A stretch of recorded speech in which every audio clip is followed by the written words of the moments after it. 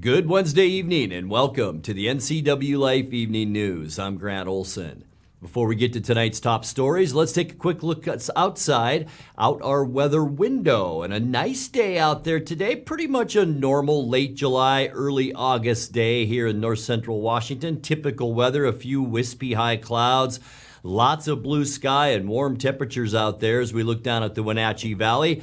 Winds did blow today about 10 to 20. We're going to see that again on Thursday, but the big news for Thursday and Friday, much cooler temperatures. We're going to see highs only in the lower to mid 80s before we really warm up once again as we get you into the upcoming weekend. And we'll have all your weather details coming up a little bit later on. And now a few of the news stories we're following for you tonight. In the 8th Congressional District race, incumbent Democratic Representative Kim Schrier will advance to the November general election, but the opponent she'll face is very much up in the air after Tuesday's election count. A cabin and 3 outbuildings have been destroyed in the Vantage Highway Fire that has burned now about 10,500 acres since first being reported on Monday. And firefighters battled challenging terrain and shifting winds early yesterday morning to get control of a wildfire south of Ephrata that burned about 100 to 200 acres. But first, our top story tonight. Voters yesterday approved the merger of Chelan County Fire District 1 and Douglas County Fire District 2.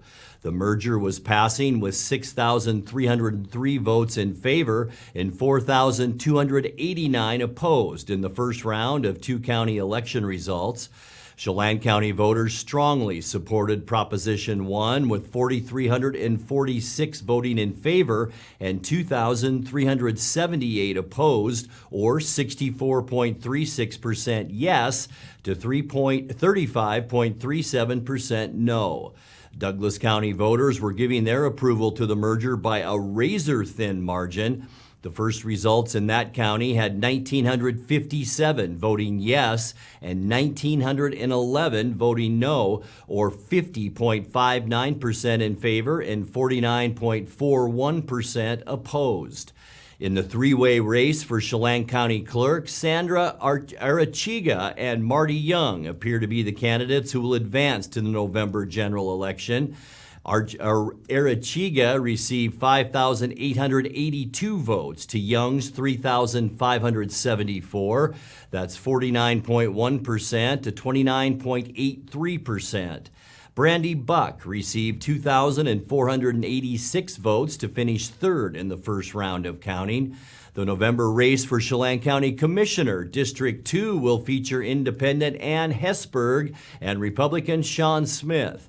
Hesburg has received 2,506 votes to Smith's 2,178 votes, or 47.7% of the votes for Hesburg and 41.45% for Smith. Meanwhile, Zachary Miller was also on the ballot and received 563 votes, despite announcing he was dropping out of the race earlier this year.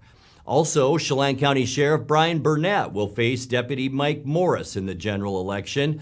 Though both were already guaranteed to advance to the November ballot, the primary results showed Morrison has some ground to make up. Burnett received 6,408 votes to Morrison's 5,400 votes. Well, in the 8th Congressional District race, incumbent Democratic Representative Kim Schrier will advance to the November general election, but the opponent she'll face is very much up in the air after Tuesday's election count. Republican candidates Reagan Dunn and Matt Larkin are separated by fewer than 100 votes. Schrier received the most votes with 56,083, or 49.4% of the total vote after the first ballot counts. Larkin received 18,043 votes to Dunn's 17,073. Jesse Jensen, who ran against Schrier in 2020, was in 4th place with 14,283 votes. Meanwhile, in the 4th Congressional District, incumbent Republican Representative Dan Newhouse was the leading vote-getter after Tuesday's count, followed by Democrat Doug White. Newhouse received 20,542 votes to 19,534 votes for White. Just over 3,000 votes behind White was Republican Lauren Culp, who ran unsuccessfully for governor in 2020. Culp was endorsed by former President Trump after Newhouse voted in favor of his impeachment following the January 6th Capitol riot. Incumbent Democratic Senator Patty Murray was the biggest vote getter in her race for re-election and will face Republican Tiffany Smiley in the November general election. Murray received 54% of the primary election votes to 31.96% for Smiley, who easily outdistanced the other 16 candidates on that ballot. Well, a cabin and 3 outbuildings have been destroyed in the Vantage Highway Fire that has burned about 10,500 acres since first being reported on Monday. This morning, the Southeast Washington Interagency Incident Management Team reported they had the fire 18% contained. Level 2 evacuation notices for the town of Vantage were lifted last night. Some areas of Vantage were under Level 3 Get Out Now notices for a short time Monday night. The Vantage Highway remained closed again today, except for local traffic, and crews were working to restore power, which was knocked out by damaged poles along the highway. The incident management team said they'd be working today on securing the western flank of the fire using ground and air crews. Firefighters battled challenging terrain and shifting winds early yesterday morning to get control of a wildfire south of Ephrata that burned 100 to 200 acres. The fire in sagebrush near Highway 17 and 282 was reported just after 2 a.m. and Grant County Fire Districts 13 and 5, along with the Ephrata firefighters, all responded. Fire District 13 reported that their initial efforts were hindered by winds, a steep hill, and rocks, some the size of vehicles. The fire district said it took about 2.5 hours to contain the fire and no structures were damaged. It was the second major wildfire in Grant County in a 24-hour period. A fire in the Lind Coulee area east of Potholes Reservoir burned about 60 acres after being reported at 3:45 p.m. on Monday. The cause of both fires remains under investigation. Well, when we come back, at least 10 people in Washington died as a result of the most recent heat wave, including one Wenatchee woman. A well-traveled bridge connecting the city of Leavenworth to homes and trailheads on Icicle Road will remain under repair well into next month. The latest real estate snapshot for the Wenatchee Valley once again shows the median sales price of a home is way up compared to last year. And the Washington Department of Fish and Wildlife may spend about $1.2 million to buy 280 acres of habitat right here in north central Washington. I'm Grant Olson, and you're watching the NCWLIFE Evening News.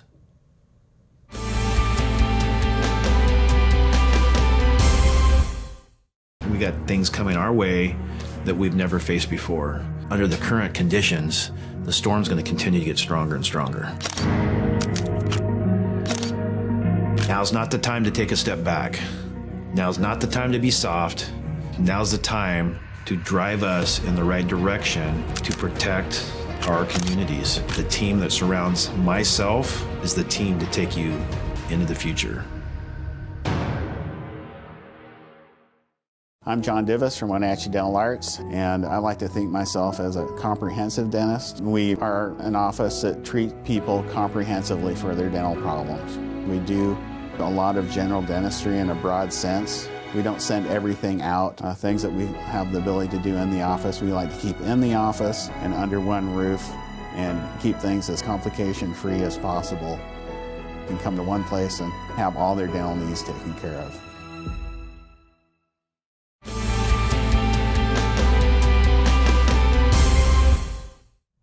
Welcome back. In another news, at least 10 people in Washington died as a result of the most recent heat wave, including one Wenatchee woman. Preliminary reports from state health officials blame temperatures of 100-plus degrees for deaths in Benton, Chelan, and Okanogan counties in eastern Washington. The heat wave began on July 25th. Chelan County Coroner Wayne Harris says on that day, an 88-year-old woman ventured out of the assisted living facility where she resided and collapsed. It's unknown how long she lay in the heat before being found. The victim later died at Central Washington Hospital. In Omak, an 80-year-old woman living in her car was found dead Monday as temperatures reached 104 degrees. The numbers so far don't approach those of the 2021 heat dome event, in which 439 people died across the state, including 6 in north central Washington. A well-traveled bridge connecting the city of Leavenworth to homes and trailheads on Icicle Road will remain under repair well into next month. Chelan County's Assistant Public Works Director Josh Patrick says work on the Cascade Orchard Bridge has been delayed by scheduling problems as well as a COVID-19 outbreak. Contractor's been working hard, but they are behind schedule. I think we intended to have the full closure, which completed the deck, done by the end of August. And it looks like they're probably at least a couple weeks behind schedule. And then last week, their crews got hit with COVID. So there was 4 days where they weren't even on site. So it does look like we'll be in the middle of September. They're working to try and get their schedule recovered. I think the biggest impact probably will be for school buses. Currently, the Cascade Orchard Bridge remains open using just one lane, and there's an alternate route to each Icicle Road via East Leavenworth Road. Well, the latest real estate snapshot for the Wenatchee Valley once again shows the median sales price of a home is way up compared to last year. Total home sales are down and active listings are up. The latest report from Pacific Appraisal Associates for the month of July says the median sales price for a house in our area is at $500,000, up 16% compared to last year when the price was $430,000. Total sales last month compared to last year was down 10%, with 93 sales this year and 103 last year. Active home listings in our market took a giant leap compared to last year, with 162 listings this past July compared to 50 in July of 2021. That's a 224% increase. Well, the Washington Department of Fish and Wildlife may spend about $1.2 million to buy 280 acres of habitat in north central Washington. When it meets on Friday, the Fish and Wildlife Commission will vote on whether to buy 60 acres of wetland to supplement the Quincy Lakes Wildlife Area in Grant County and 221 acres to provide mule deer migration territory in the Methow Wildlife Area. Aside from habitat conservation, all the proposed purchases would also provide outdoor recreation opportunities like wildlife viewing, fishing, and hunting. You're watching the NCWLIFE Evening News. Coming up next, tonight's feature story and your complete local weather forecast. That and much more still to come on the NCWLIFE Evening News. Please stay with us.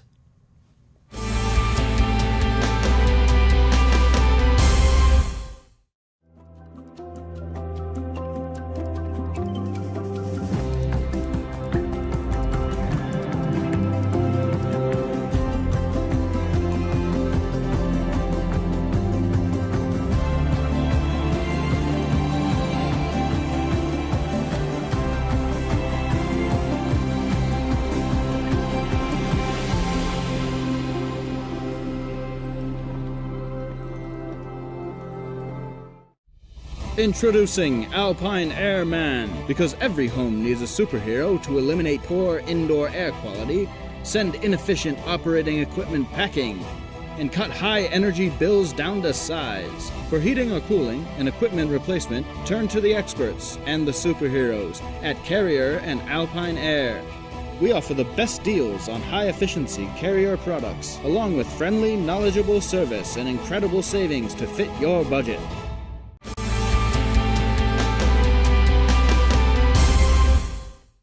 Welcome back to the NCWLIFE Evening News. In tonight's feature story, housing trusts are a new strategy to create affordable homes in places where they're hard to find, like Chelan and Leavenworth. Directors of those two land trusts told Chelan County commissioners this week they have big projects moving forward, but rising land prices and building costs are cutting into their ability to help. People know what their land is worth now, and so our realtor advisors, and we have several very experienced ones, Adam Rand, Guy Evans, are saying you're not going to get discounted or donated land in the UGA. You just aren't. So we had a sympathetic seller that sold us the lot for Iowa at market rate, and that was great. It was the closest thing to buildable that we could get. So we went ahead and we bought it. So then comes the next problem, which is the installation of public infrastructure to make that lot buildable. So it's flat, great, or relatively flat, awesome, but we need public infrastructure to get there. And that adds an incredible amount, which you saw in our Cascade Public Infrastructure request.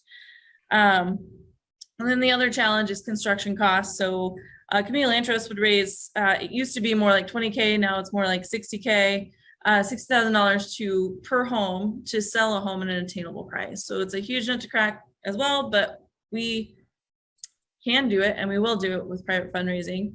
But having these other costs for land and infrastructure reduced is extremely helpful to that.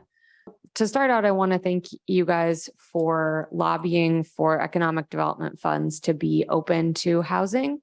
We need this and more housing dollars to be able to meet the need. We have the opportunity to purchase 31 rental units that have been maintained kind of organically as affordable rentals over the past like 40 years since the sellers have owned them. So the average rent in these units, they're 1 and 2 bedroom units, and the average rent is $850.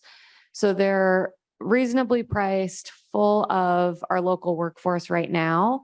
And if Upper Valley Mend doesn't purchase them and they're sold on the open market, we will lose those affordable units in the community. So we're really motivated to try to make this happen.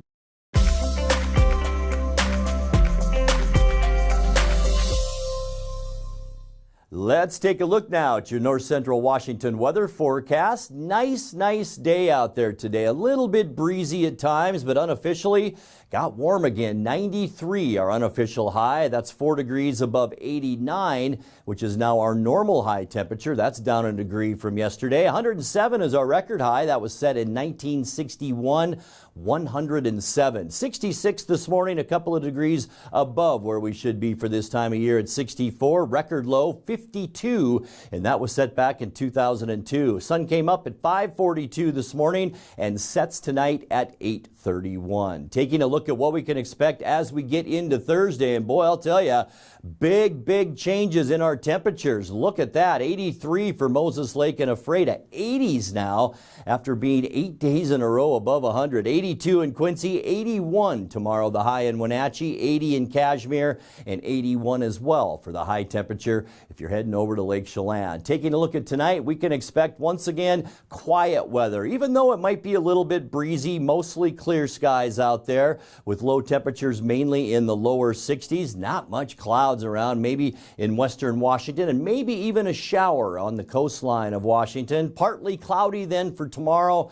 We will see breezy to even windy conditions at times tomorrow. Much cooler with high temperatures between 80 and 85 degrees. Most of the heat has moved into the plain states. For Friday, back to that sunshine. It will be mild, just a beautiful way to end our work week with afternoon high temperatures in the mid 80s for Friday. Enjoy it because things are really changing as we get into Saturday. More high pressure edging in from the coast. Also, this area of high pressure in the desert southwest going to warm us up into the low 90s for Saturday. And as we get you into Sunday, even warmer than that, the heat wave is on. Sunny skies, clear all over the western U.S. We're talking highs in the upper 90s by Sunday, and even hotter than that, folks, as we start our next work week. Sunny and hot for Monday. High temperatures then right around that 100-degree mark, and that's for almost all of north central and eastern Washington. Getting you into Tuesday, even a little bit hotter. We're looking at clear skies again throughout most of our state. High temperatures on Tuesday between 100 and 105 degrees. Taking a look now at that 7-day forecast. 61 tonight. There's your relief days. 81 on Thursday, 86 for Friday. We'll jump up to 92 Saturday and look at Monday and Tuesday. High temperatures between 100 and 105. And that's a look at your local weather forecast. Coming up next, tonight's sports report with Eric Granstrom and more as the NCWLIFE Evening News continues right after this.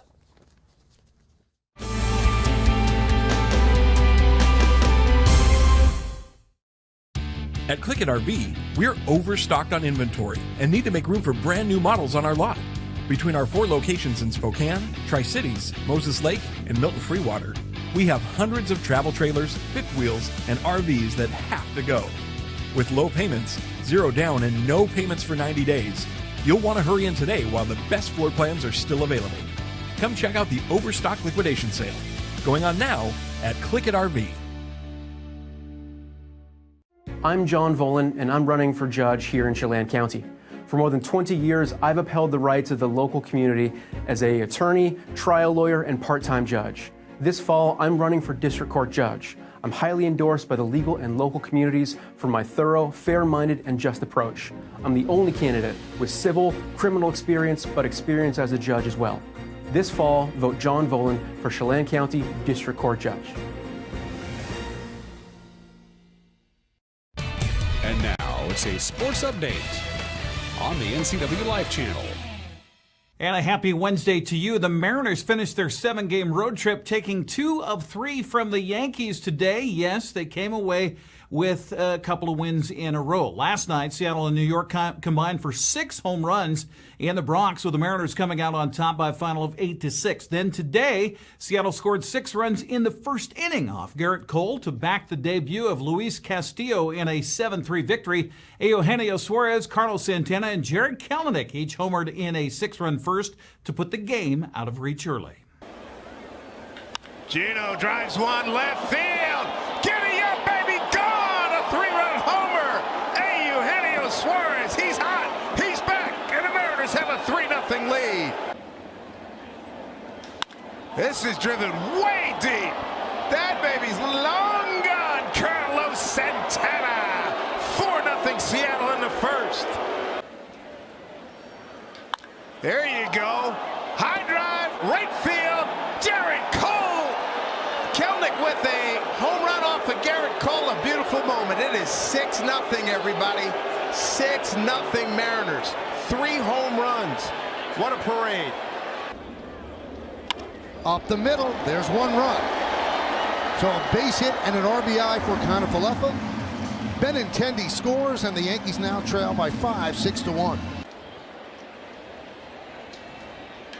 There you go. High drive, right field. Goodbye, Jesse Winker.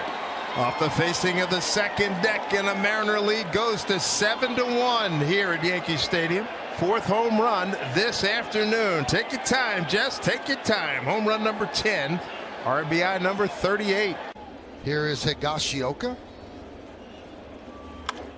High drive, left field.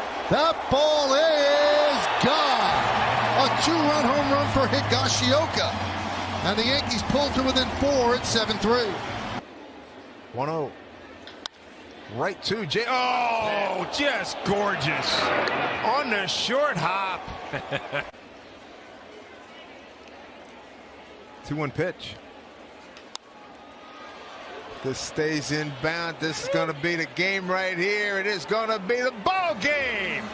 Yeah, Luis Castillo dominant in his debut with Seattle, threw 109 pitches, threw 6 2/3 while striking out 8 Yankees. Seattle has a day off tomorrow before hosting the Angels in a much-anticipated rematch after the brawl. That'll be Friday at 7:10 at T-Mobile Park. By the way, since the brawl, the Mariners are 23-9, the Halos 9-19.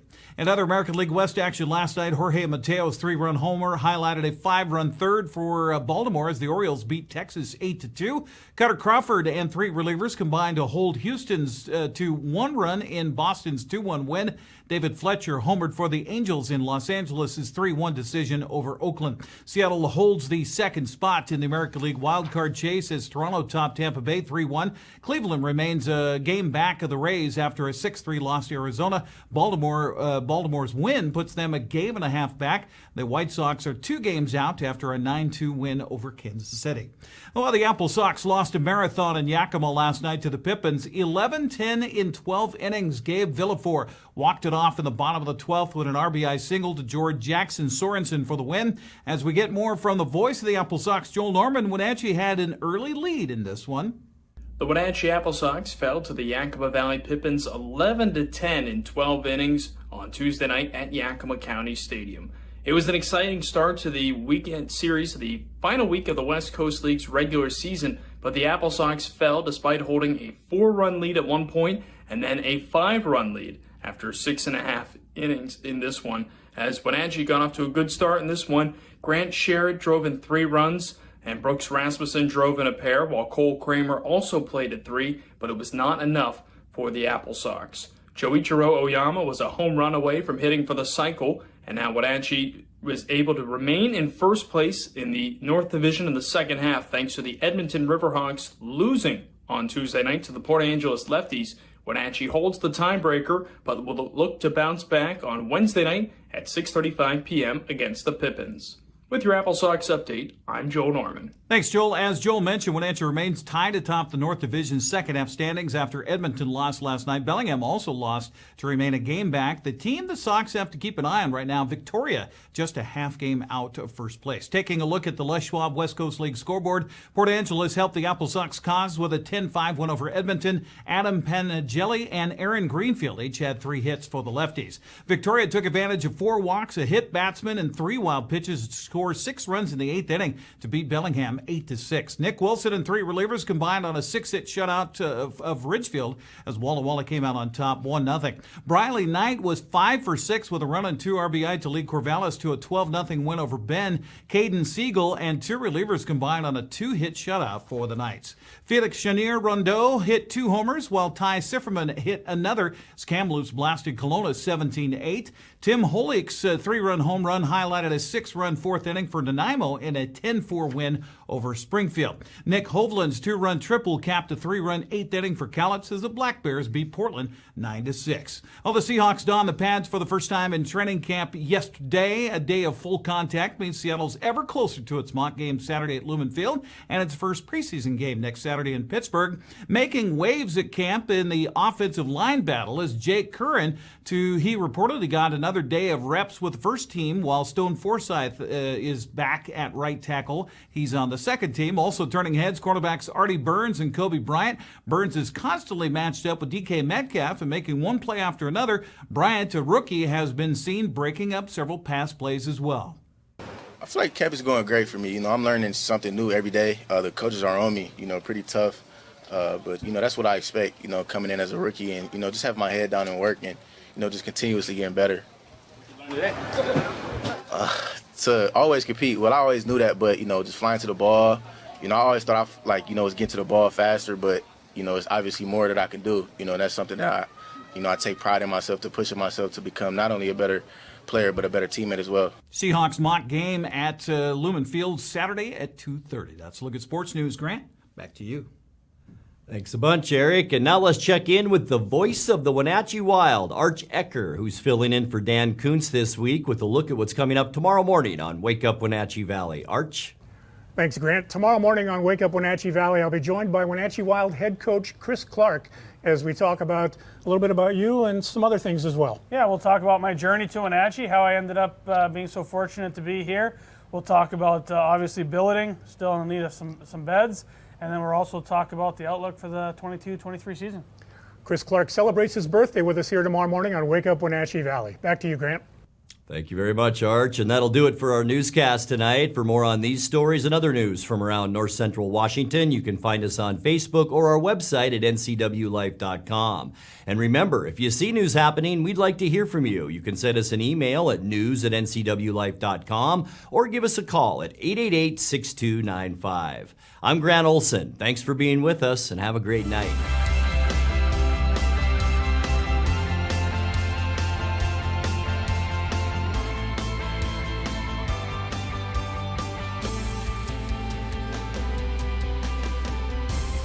News, weather, and sports. It's all here weekdays at 5, 6, and 10 on your local news source, the NCW Life channel.